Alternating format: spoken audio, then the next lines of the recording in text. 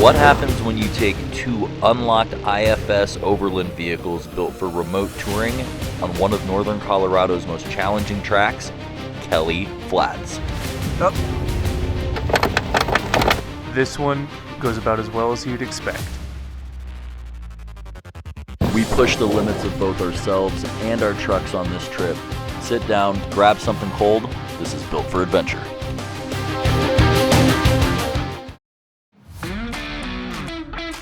Alright guys, this one's going to be kind of an easy day trip. We're just going to go run one of our favorite trails, Kelly Flats. Alright, let's go. The trailhead for Kelly Flats is about an hour up the Poudre Canyon from Fort Collins and is one of the most fun trails in northern Colorado. So whack some air out of the tires and hit the tracks.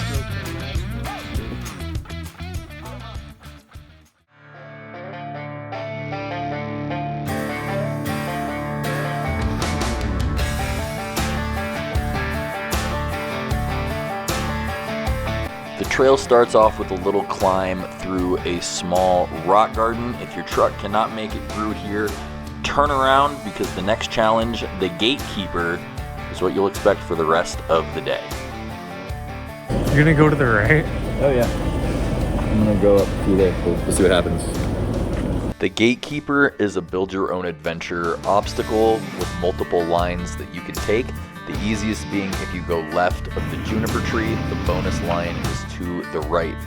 Even being unlocked, my Land Cruiser managed to make it up this with little drama.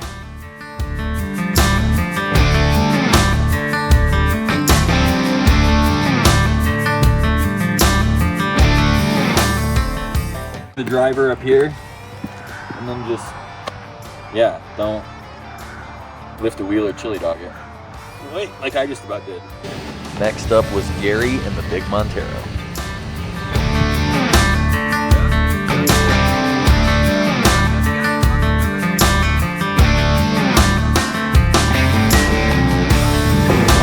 Yo, you had it! With custom valve Bilsteins and 33s, the bonus line was no match for the mighty Montero. Oh, I had a little carnage. Did you see my truck? Oh, that's really bad. See that? Oh yeah. That's got to be from it like wiggling on all those Wyoming trips. Other than the gatekeeper, the bottom part of Kelly Flats doesn't offer much in terms of excitement. There is one optional bonus line you can take to the left. We both opted for that, made it up, no problem.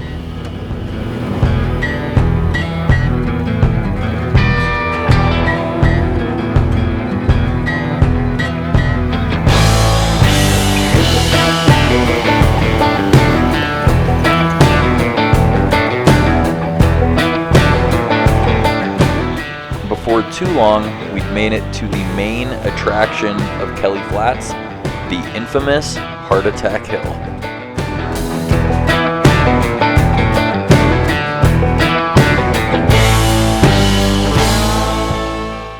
We got right into Heart Attack Hill as we figured it would take a little bit more time than usual with filming. And the first thing we discovered is how rutted the first section was. Gary was feeling kind of tippy in the Montero, so he opted to take the B line over to the right. At least you're up. Yeah. All right. Well,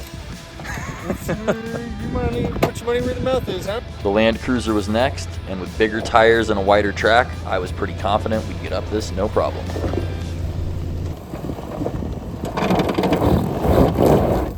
After getting held up in one spot, I changed my line and straddled the rut up to the top.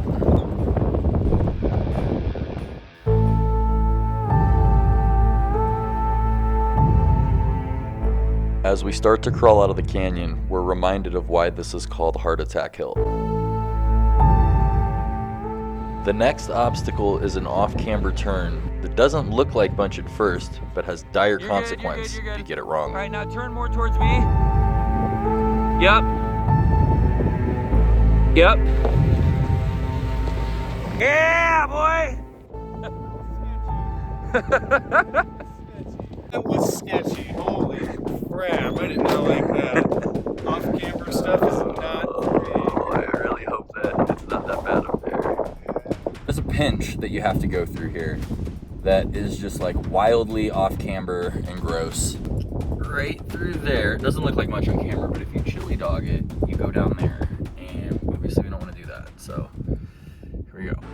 I won't lie to you guys. To me, this is far and away the scariest part of Heart Attack Hill and Kelly Flats as a whole.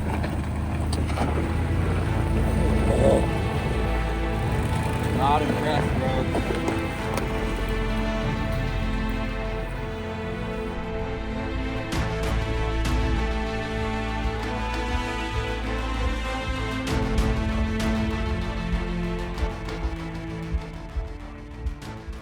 Of course, the fellow with the 1.5 foot wider trek has no problem going through stuff like that, huh? I cannot imagine what that felt like for you. Oh my God, it was tiffy. All right.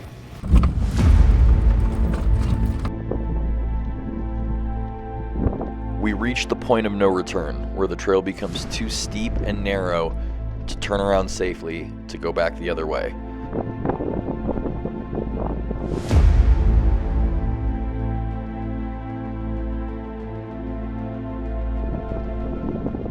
As the trail steepens and you're presented with multiple bonus lines, you're again reminded of why they call this Heart Attack Hill. The easiest line is to the left, but in recent years it's become rutted and washed out and still presents a challenge even to a lifted vehicle on 35-inch tires.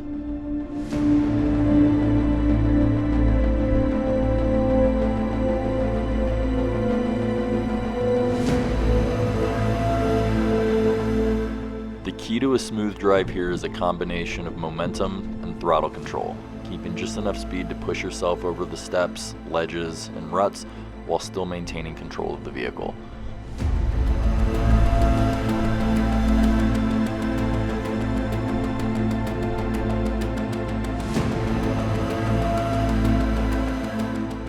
With smaller tires, softer suspension, and a lot more weight up top, I was quietly nervous about how Gary's Montero would perform on this part of the trail.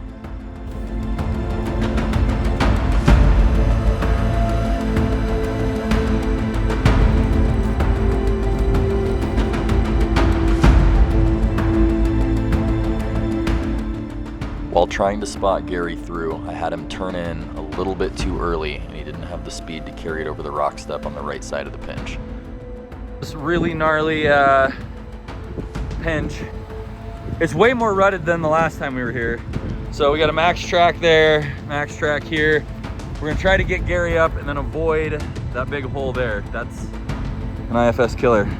This hole may not seem like much, but it can really get an IFS vehicle in a spot of trouble. Last time I didn't have a rooftop tent or 300 pounds of stuff in the back of the vehicle and I still pulled a huge wheel lift. Here's a prime example of what can happen if you get it wrong. Yeah, right there.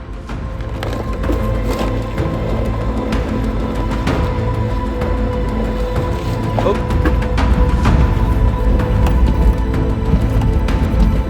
Oh, yeah, keep coming, keep coming, keep coming. Fuck it. Yeah, boy. Oh my goodness, made it up that little bump there. Holy cow, that was rough. How are you feeling now that you're up the Sketchy part? Yeah. Man, a little bit more than I thought I'd be doing here on a nice Sunday like this. It was all right. You and me both, man. You zoomed up to that point. Yeah, that very last rut kicked my ass. So Yeah. I think it's just I've got a really wide track in 35s versus skinny 33s. yeah, sweet boy. Heart Attack Hill is unrelenting. The mix of rocks, shale, and steep off-camber require full attention as you scrabble your way to the top.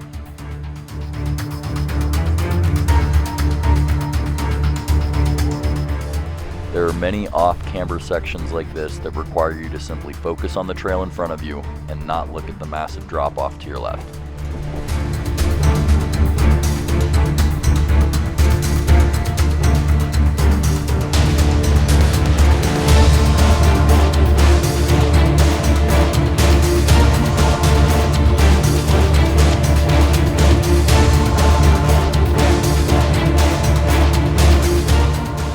Even when you get everything right, the trail can still bite back.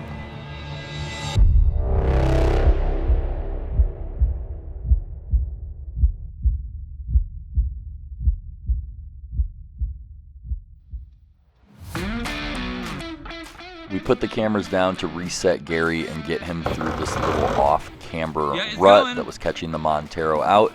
But with a reset and a better line, he was able to make it up to the top, no problem. Are they torched? Yeah. Whew. At least on one of them. Man, that's fun. That's good old fun. Yeah, I can't count how many wheel lifts we've done today. Holy crap, man. Guys, anytime you get to stop and there's idiots that leave trash and a bunch of crap like this, just do everybody a favor.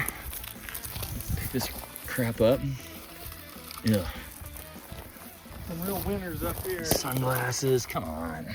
That's why I bought Gary a trasharoo. Can't believe we just drove that. Yeah, I know.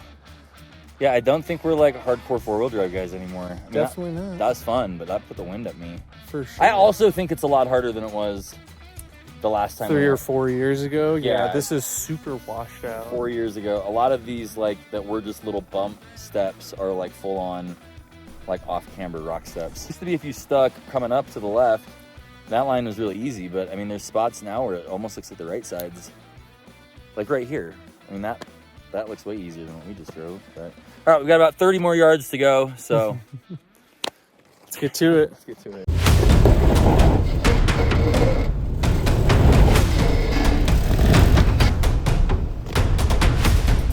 Hope that'll stay, but you can try it. The last obstacle on Kelly Flats is a poured old concrete pad that was added years ago. It's not difficult, but it does require a little bit of momentum to get over the first step.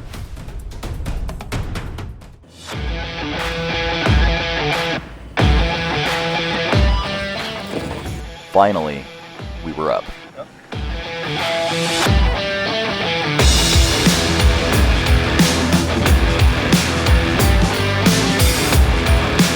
You're good. Baby rock stuff. Nothing's gonna go. Yeah. So that took way longer than we planned. As you guys can see, it's starting to get dark. So hopefully the rest of the trail is not harder. Yeah, oh my gosh. I think it should be okay. Yeah, we're at the top. It can't get too much Yeah, harder. Going down's always easier than That's going that's up. pretty much it. Even though you're finished with the hardest part of the trail, the climb out to the maintained private section of road in the middle of Kelly Flats still presents a lot of large boulders, steep climbs, and just enough to get the heart flowing. Ooh. You're good. You got like a foot. You're good. Good drive, man. We're gonna keep trucking on past the chutes. There's no way I'm gonna try to drive that in an unlocked 100 Series Land Cruiser. There's no way Gary's gonna drive in the Montero. Let's keep pushing on. What do you think, Gary? I just want to go home, man. The descent through this rock garden is right where the maintained private road turns back into a four-wheel drive trail. Keep your wits about you, pick a good line, and everything will be just fine.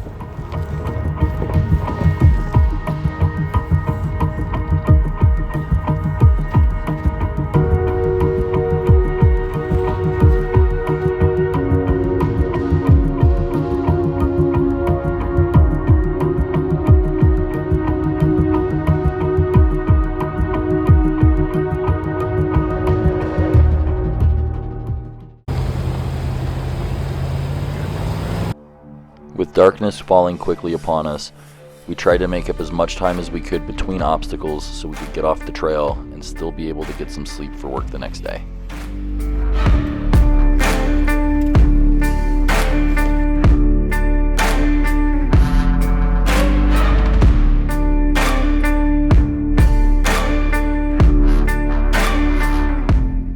We're well and truly into the night run. I'm gonna drive this rut up here. I don't think it'll be too bad. Everything just gets more washed out the longer you go between years coming out here. I haven't been here in 3 or 4 years, so it'll be fun. This rut is really easy to run during the late summer and early fall when everything is dry. However, Kelly Flats during the spring, right after they open the gate during runoff season, is a completely different trail on the back half. Everything is wet, there's mud bogs, there's even a water crossing at certain times of the year. It's not significant, but still enough to really have fun. This bog section here is usually full of mud that'll swallow a 35-inch tire. But this time of the year, it's pretty docile, and we just kind of idle through it. All right, we got Gary coming down. This trip has taught me so much about like rear wheel placement on all this type of stuff. It's crazy. We're just ready to get off this trail. Yeah, but we've got about 3/4 of a mile left, and just keeps effing going.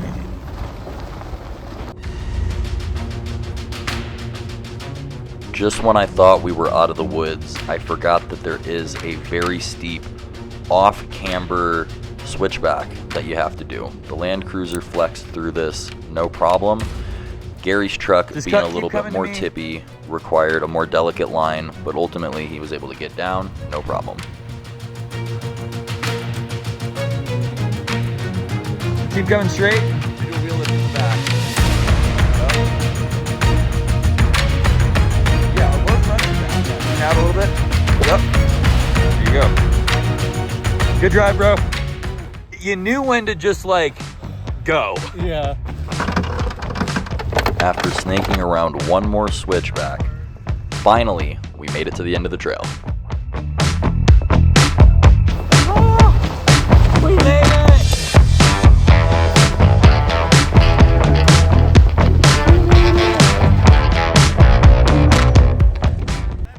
That's it. Oh man.